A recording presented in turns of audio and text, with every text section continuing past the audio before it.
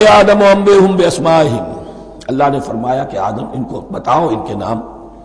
فلما انباہم باسمائہم، تو جب انہوں نے بتا دیے ان کو فرشتوں کو ان کے نام، قال الم اقل لکم انی اعلم غیب السماوات والارض، تو اللہ نے فرمایا کہ میں نے کہا نہیں تھا کہ میں جانتا ہوں آسمانوں اور زمین کی تمام غائب چیزوں کو جو تمہاری نگاہوں سے بھی اوجھل ہے، غیب، میں ہر شے کا جاننے والا ہوں۔ وَأَعْلَمُ مَا تُبْدُونَ وَمَا كُنْتُمْ تَكْتُمُونَ، اور میں جانتا ہوں جو کچھ تم ظاہر کر رہے تھے، جو کچھ تم چھپا رہے تھے۔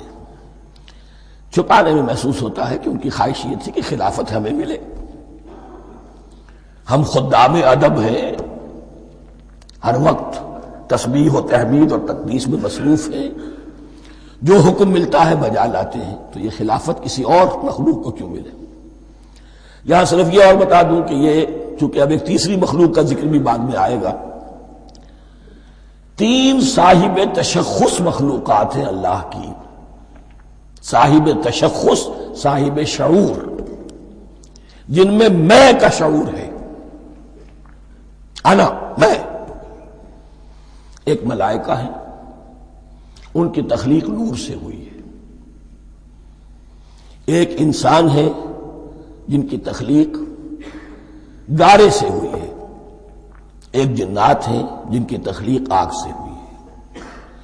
باقی حیوانات ہیں، ان میں شعور تو ہے، خود شعوری نہیں ہے، self consciousness. There is a world of difference between consciousness and self consciousness. انسان جب دیکھتا ہے تو اس کو یہ بھی معلوم ہے میں دیکھ رہا ہوں۔ کتا بلہ دیکھتا ہے، اسے یہ اندازہ نہیں ہوتا کہ میں دیکھ رہا ہوں، دیکھنے کا ایک نتیجہ ہے جو نکل آتا ہے، لیکن میں کا وجود نہیں ہے۔ یہ انا، سیلف، ایگو، یہ انسان میں ہے، جنات میں ہے، شعور میں، اور فرشتوں میں ہے۔ ایک نوری مخلوق، ایک ناری مخلوق، ایک زمین کے اس کرسٹ میں، یہ جو مٹی اور گارے، مٹی اور پانی کا جو ملغوبہ ہے گارے کی شکل میں، اس سے بنا ہے۔ قال يا آدم انبئهم باسمائهم فلما انباهم باسمائهم قال الم اقل لكم اني اعلم غيب السماوات والارض واعلم ما تبدون وما كنتم تكتمون واذ قلنا للملائكه اسجدوا لآدم فسجدوا الا ابلیس۔ اور یاد کرو جب کہ ہم نے کہا فرشتوں سے سجدہ کرو سب کے سب آدم کو، جھک جاؤ آدم کے سامنے، فسجدوا، ان سب نے سجدہ کیا، الا ابلیس، سوائے ابلیس کے۔ پہلی بات تو یہ سمجھیے کہ تمام ملائکہ کے سجدے کی ضرورت کیا تھی؟ کیا یہ صرف تعظیماً تھا؟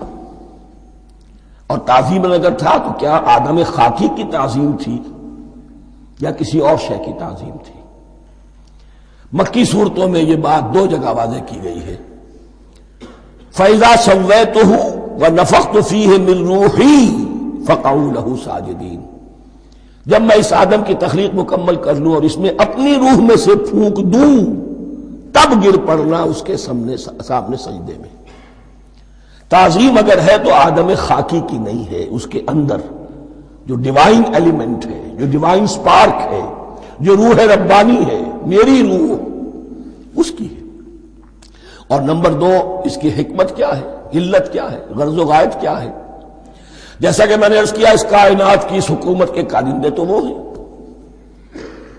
خلیفہ بنایا جا رہا انسان کو، جب تک یہ ساری سول سروس اس کے تابع نہ ہو، خلافت کیسے کرے گا؟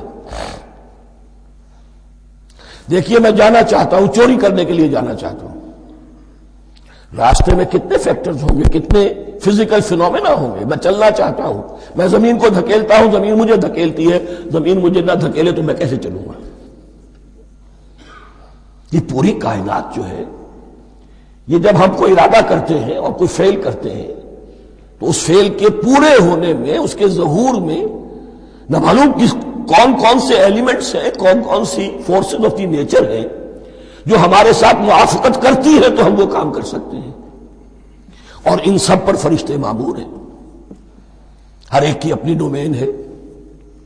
اگر وہ تابع نہ ہوں تو خلافت کی کوئی معنی نہیں۔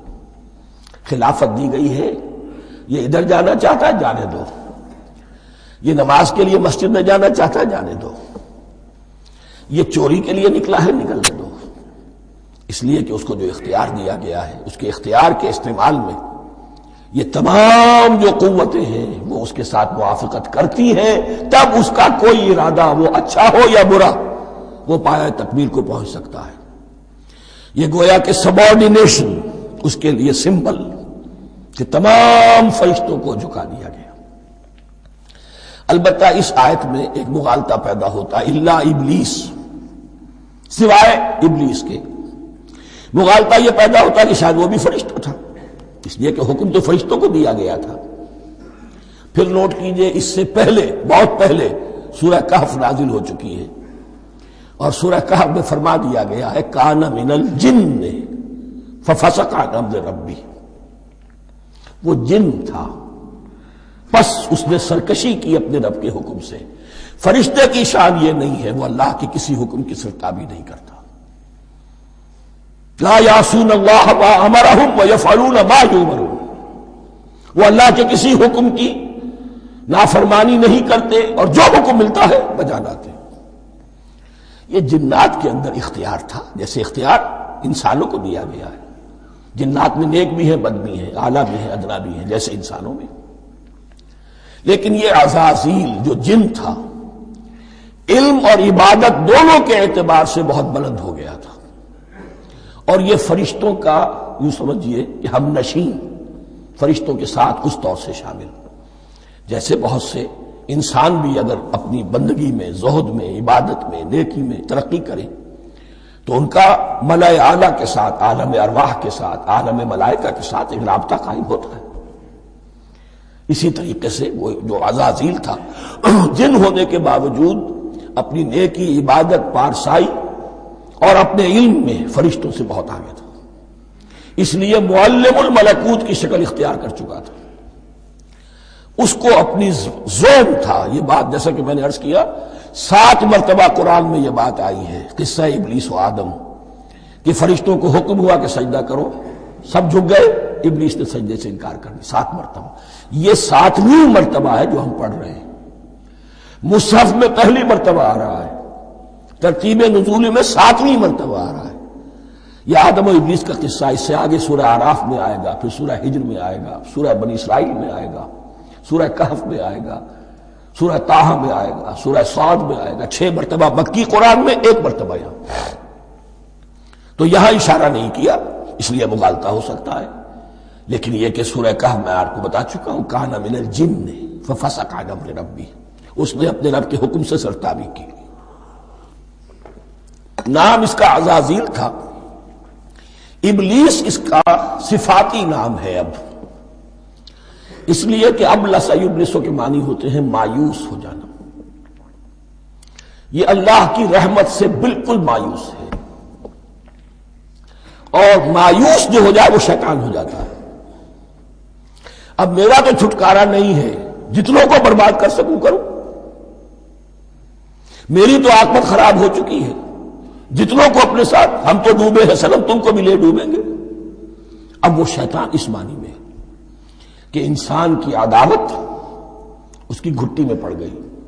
اس نے اللہ سے پھر اجازت بھی لی کہ مجھے مہلت دے دے، یوم یبعثون، قیامت تک کے دن کے لیے، تو میں ثابت کر دوں گا کہ یہ آدم اس رتبے کا حقدار نہ تھا، مستحق نہ تھا جو اسے دیا گیا. انا خیر منہ، میں اس سے بہتر ہوں. خلقتنی من نار وخلقتہ من طین، تو نے مجھے آگ سے بنایا، اسے گارے سے بنایا. لیکن یہ تکبر ہے در حقیقت کہ جس نے اسے راندہ درگاہ حق کر دیا. وَإِذْ قُلْنَا لِلْمَلَائِكَةِ اسْجُدُوا لِآدَمَ فَسَجَدُوا إِلَّا إِبْلِيسَ أَبَىٰ وَاسْتَكْبَرَ، ابا اس نے انکار کیا، واستکبر اور تکبر کیا، استکبار کیا. وَكَانَ مِنَ الْكَافِرِينَ، کانا عربی زبان میں 2 طرح کا ہوتا ہے، تامہ، ناقصہ. ایک معنی یہ ہو سکتے ہیں کہ ہو گیا، اب اپنے اس استکبار اور انکار کی وجہ سے کانا من الکافرین، وہ کافروں میں سے ہو گیا.